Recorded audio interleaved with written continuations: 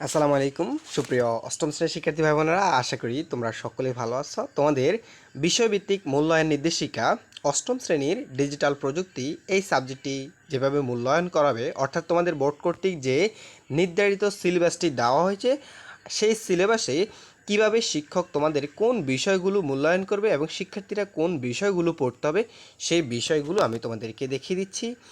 প্রিয় শিক্ষার্থীরা, তোমাদের সবার প্রতি রিকোয়েস্ট থাকবে তোমরা চ্যানেলটি অবশ্যই সাবস্ক্রাইব করে দিবা, ভিডিওটি অবশ্যই একটা লাইক করে দিবা। এখানে দেখো তোমাদের প্রত্যেকটা মূল্যায়নের ক্ষেত্রে তোমাদেরকে পিআই সূচক ব্যবহার করে, তোমরা সেটা জানো।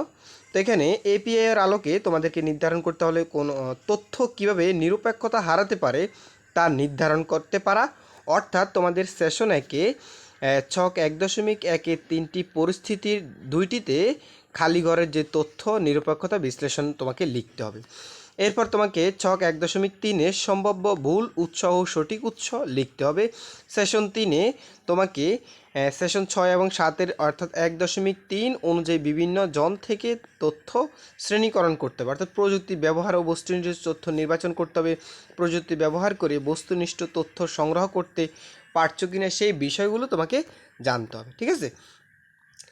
এরপরে এখানে আরেকটা চক দেওয়া আছে, তোমাকে কন্টেন্ট উপস্থাপন প্রেক্ষাপট অনুযায়ী বিভিন্ন মাধ্যম বিবেচনা করতে হবে। তো এক্ষেত্রে তোমরা 1.1-এর খালিঘরটা শিখে নিবা বা এই চকটা শিখে নিবা। ওকে, আমরা যদি এরপর দ্বিতীয় পার্টে যাই, তোমাদের দ্বিতীয় পার্ট থেকে যদি দেখে আমি ডিজিটাল প্ল্যাটফর্মে ব্যক্তিগত তথ্যের নিরাপত্তা ও ঝুঁকি, এখান থেকে এপিআই এর আলোকে তোমাদেরকে যেটা মূল্যায়ন করবে যে সেশন 2-এর 4টি ছবি দেখো, ছবির নিচে খালি অংশে বিভিন্ন পরিস্থিতির নিরাপত্তার ঝুঁকি লিখো।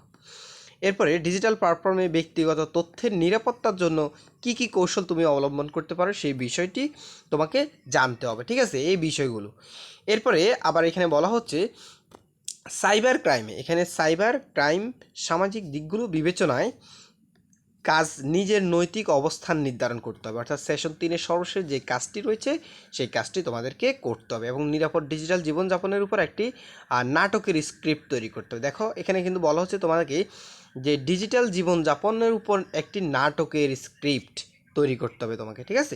আচ্ছা, এর পাশাপাশি আমরা যদি শিক্ষণ অভিজ্ঞতা 3 দেখি, নাগরিক সেবা এবং ই কমার্সের সুযোগ সুবিধা, এখান থেকে তোমাদেরকে ডিজিটাল প্রযুক্তির মাধ্যমে ব্যবহার করে কি কি নাগরিক সেবা বিদ্যমান বা তা অনুসন্ধান করতে হবে, অর্থাৎ সেশন 1-এর চিত্র 3.2 চিত্র চক 3.2-এর বিভিন্ন নাগরিক সেবার নাম তোমাকে লিখতে হবে।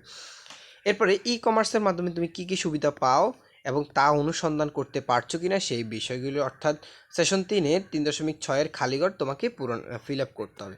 আচ্ছা, এরপরে কন্টেন্ট তৈরিতে ডিজিটাল প্রযুক্তির কী ধরনের ব্যবহার করতে পারো, বুদ্ধিবৃত্তিক সম্পদের ব্যক্তিগত ব্যবহার, বুদ্ধিবৃত্তিক সম্পদের বাণিজ্যিক ব্যবহার ইত্যাদি বিষয় তোমাকে জানতে হবে।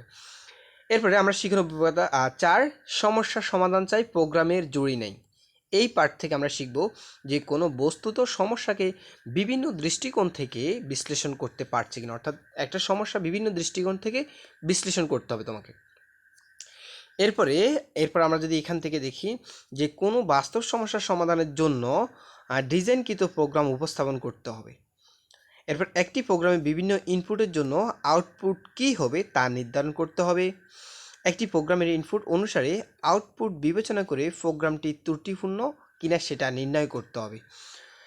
এই কাজগুলো তোমাদেরকে করতে হবে। আমরা যদি দেখি শিক্ষণ অভিজ্ঞতা 4, চলো নেটওয়ার্ক সংযুক্ত, এখান থেকে আমাদের যে কাজগুলো করতে হবে, দেখো এখানে আমাদেরকে নেটওয়ার্কের উপাদানসমূহ কী কী তা জানতে হবে, নেটওয়ার্কের বৈশিষ্ট্যসমূহ জেনে প্রকাশ করতে হবে, নেটওয়ার্কের কর্মক্ষমতা নির্ণয় করতে পারছি কিনা সেই বিষয়টি, এখন ছক দেওয়া আছে 5.5, এই ছকটা পড়বা, ঠিক আছে।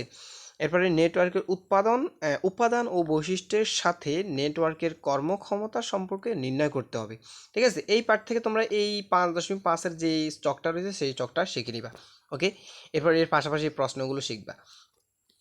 এরপরে শিক্ষণ অভিজ্ঞতা 6, এশিয়া প্রশান্ত মহাসাগরীয় অঞ্চলে ডিজিটাল প্রযুক্তির যে ব্যবহার এই পার্ট থেকে আমরা শিখব যে শিষ্টাচার বজায় রেখে ডিজিটাল প্রযুক্তির মাধ্যমে প্রাতিষ্ঠানিক যোগাযোগ স্থাপন করতে পারছে কিনা এই বিষয়টি।